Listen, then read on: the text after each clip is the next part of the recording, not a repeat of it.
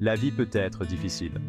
Nous sommes tous confrontés à des luttes, des déceptions et des peurs. La Bible est remplie de versets puissants qui offrent réconfort, conseils et inspiration. Ce ne sont pas que des mots sur une page, ce sont des promesses de Dieu, et Dieu tient toujours ses promesses. Lorsque nous méditons sur les Écritures, elles commencent à nous transformer de l'intérieur.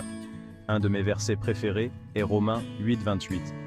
Du reste, nous savons que tout concourt au bien de ceux qui aiment Dieu, de ceux qui sont appelés selon son dessein. Ce verset ne dit pas que tout sera facile, mais que Dieu agit dans chaque situation. Il nous façonne pour devenir les personnes qu'il a créées pour être. Nous aspirons tous à la paix, mais si souvent, la vie ressemble plus à une tempête qu'à une mer calme. Dans Jean 14, 27, Jésus dit « Je vous laisse la paix, je vous donne ma paix. Que votre cœur ne se trouble point et ne s'alarme point. » La vraie paix ne vient pas de nos circonstances, elle vient de Dieu. Lorsque nous nous concentrons sur Dieu, il remplace notre peur par sa paix. C'est une paix qui surpasse toute intelligence, gardant nos cœurs et nos pensées en Jésus-Christ. Cela ne signifie pas que nos problèmes disparaissent, mais nous pouvons y faire face avec un cœur calme, sachant que Dieu est avec nous à chaque étape du chemin. L'amour. C'est la force la plus puissante de l'univers. L'amour transcende les frontières, les cultures et les langues. Il est universel et intemporel. Il a le pouvoir de guérir les cœurs brisés et de rétablir les relations. L'amour peut transformer la douleur en joie et la tristesse en espoir. Mais l'amour n'est pas qu'un sentiment, c'est un choix. Chaque jour, nous avons l'opportunité de choisir l'amour, même dans les moments difficiles. 1 Corinthiens 13, 4, 7 brosse un magnifique tableau de l'amour. L'amour est patient, il est plein de bonté. L'amour se manifeste dans les petits gestes de gentillesse et de compassion. L'amour n'est point envieux. L'amour véritable ne connaît pas la jalousie, mais se réjouit du bonheur des autres. L'amour ne se vante point, l'amour est humble et ne cherche pas à se glorifier. Il ne s'enfle point d'orgueil, l'amour est modeste et reconnaît la valeur des autres. Il ne fait rien de malhonnête. L'amour agit toujours avec intégrité et honnêteté.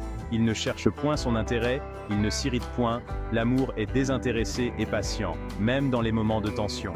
Il ne soupçonne point le mal. L'amour voit le meilleur en chacun et ne juge pas hâtivement. Il ne se réjouit point de l'injustice, mais il se réjouit de la vérité. L'amour se réjouit de la justice et de la vérité. Il excuse tout, il croit tout, il espère tout, il supporte tout. L'amour est inébranlable et persévérant. Lorsque nous choisissons d'aimer les autres comme Dieu nous aime, nous devenons des instruments de sa paix et de sa grâce. Nous expérimentons la plénitude de son amour et de sa grâce. L'amour divin nous remplit et nous transforme, nous permettant de vivre une vie pleine de sens et de bonheur. Vous êtes-vous déjà senti faible ou incapable? Nous l'avons tous été. Nous vivons dans un monde qui nous dit que nous devons faire plus et être plus. Mais la vérité est que nous sommes plus forts que nous ne le pensons. Nous avons une source de force incroyable, la puissance du Saint-Esprit. Dans Philippiens 4, 13, Paul écrit « Je puis tout par celui qui me fortifie ». Ce verset promet que nous n'avons pas à faire face seuls à nos défis. Lorsque nous nous appuyons sur Dieu, nous pouvons surmonter les obstacles et persévérer dans les épreuves. Nous pouvons vivre des vies pleines de sens et d'objectifs. La peur et le doute sont des armes puissantes. Ils peuvent nous paralyser et nous empêcher de poursuivre nos rêves. Mais nous n'avons pas à céder à la peur.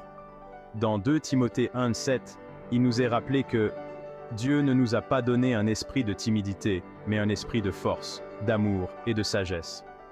Lorsque la peur s'installe, nous devons la combattre avec la vérité de Dieu.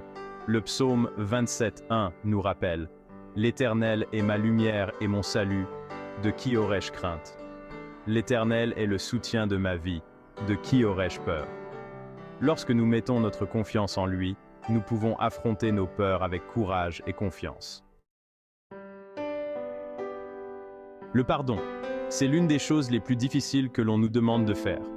Pardonner peut sembler impossible, surtout lorsque la douleur est encore fraîche et que les blessures sont profondes. Mais le manque de pardon est comme un poison qui vole notre joie et notre paix. Il nous emprisonne dans un cycle de ressentiment et de colère, nous empêchant de vivre pleinement. Dans Matthieu 6, 14, 15, Jésus nous enseigne l'importance du pardon. Si vous pardonnez aux hommes leurs offenses, votre Père céleste vous pardonnera aussi. Mais si vous ne pardonnez pas aux hommes, votre Père céleste ne vous pardonnera pas non plus vos offenses. Ces paroles nous rappellent que le pardon est essentiel pour notre propre bien-être spirituel. Pardonner ne signifie pas dire que ce que l'autre personne a fait était bien. Cela ne minimise pas la douleur ou l'injustice subie. Il s'agit de la libérer de notre jugement et de choisir de la voir à travers l'amour de Dieu. En faisant cela, nous nous libérons également du fardeau de la haine et du ressentiment. C'est un processus et cela ne vient pas toujours facilement. Parfois, il faut du temps et de la prière pour arriver à un endroit où nous pouvons vraiment pardonner. Mais en pardonnant aux autres, nous faisons l'expérience de la vraie liberté et de la guérison. Nous ouvrons nos cœurs à la paix et à la joie que Dieu veut pour nous. Le pardon est un cadeau que nous nous offrons à nous-mêmes, un chemin vers une vie plus épanouie et plus sereine. Nous aspirons tous à vivre une vie qui compte, une vie qui résonne avec un but et une signification profonde. Mais il est facile de se laisser prendre par la routine et de perdre de vue notre objectif. Les jours passent et nous nous retrouvons souvent à nous demander si nous faisons vraiment une différence. Dans Éphésiens 2:10, nous découvrons que nous avons été créés avec un but, car nous sommes son ouvrage, ayant été créés en Jésus-Christ pour de bonnes œuvres, que Dieu a préparées d'avance, afin que nous les pratiquions. Ces paroles nous rappellent que notre existence n'est pas un accident, mais une partie d'un plan divin. Dieu a un plan pour chacun de nous, plus grand que nous ne pouvons l'imaginer. Ce plan est unique et spécifique à chacun, conçu pour nous permettre de prospérer et de contribuer au monde de manière significative. Notre but n'est pas quelque chose que nous devons rechercher. Il est déjà en nous. Il est inscrit dans notre cœur et notre âme, attendant d'être découvert et réalisé. Lorsque nous nous abandonnons au Christ, il nous révèle notre but pas à pas. Chaque prière, chaque moment de réflexion nous rapproche de cette révélation divine. Il nous équipe des dons dont nous avons besoin pour accomplir son appel. Ces dons sont variés et uniques, allant de la compassion à la sagesse, de la créativité à la force. En utilisant nos dons pour servir les autres, nous découvrons le vrai sens de notre vie. C'est dans le service et l'amour que nous trouvons notre véritable vocation, et c'est ainsi que nous vivons une vie de but et de signification. La vie est pleine d'incertitudes. Il est facile de se laisser submerger par l'inquiétude lorsque nous nous concentrons sur l'inconnu.